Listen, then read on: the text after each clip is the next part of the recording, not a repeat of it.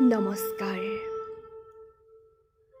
কবিতাৰ শিৰোনাম দেউতা।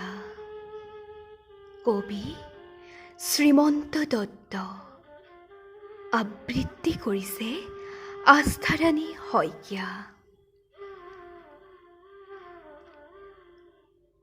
ব্যস্ত ৰাজপথ নতুবা মানুহৰ ভিৰৰ মাজত তই মোক আঙুলিত ধৰি আগুৱাই নিছিলি দেউতা।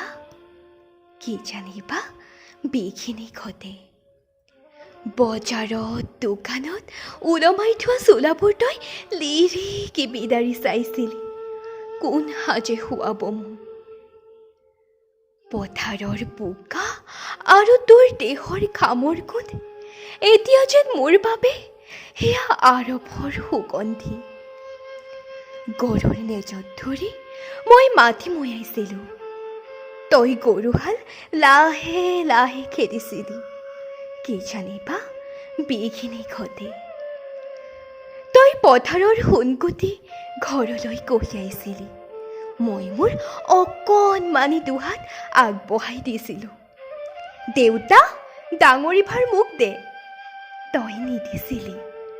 তুলি দিছিলি মোৰ কান্ধত এটি জেউৰা খুটিৰ দুমূৰত দুটি ধানৰ মুঠি কি জানিবা বিঘিনি ঘটে। এতিয়াও মনত আছে দেউতা তই কিনি দিয়া কুঁহি পাতখন।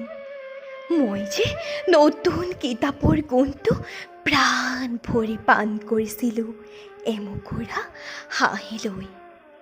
তই আঁতৰৰ পৰাই মোলৈ চাই আছিলি। তোৰ চাইকেলৰ ফ্ৰেমৰ কাৰত বহি মোৰ পাঠশালাৰ প্ৰথম দিন। এপাচি বুট, নাৰিকল আৰু বলে নোৱাৰা এঠোক জাহাজী কল লৈ তই মোৰ সতে বাট বুলিছিলি পাঠশালাত নাম লগোৱা উৎসৱলৈ বুলি। এতিয়া যে সকলোবোৰ অতীত হৈ গ'ল দেউতা। তোৰ হয়তো আজিৰ এই চুমাটোৱে শেষ চুমা। শয্যাতীত তোৰ কপা ওঠৰ নিস্তেজ চুমাটোৱে মোৰ বুকুত হেলে বিন্ধা দি বিন্ধিছে। চাওঁ দেউতা হাত দুখন আগুৱাই দে, পাৰ যদি অকণ সাৱটি ল।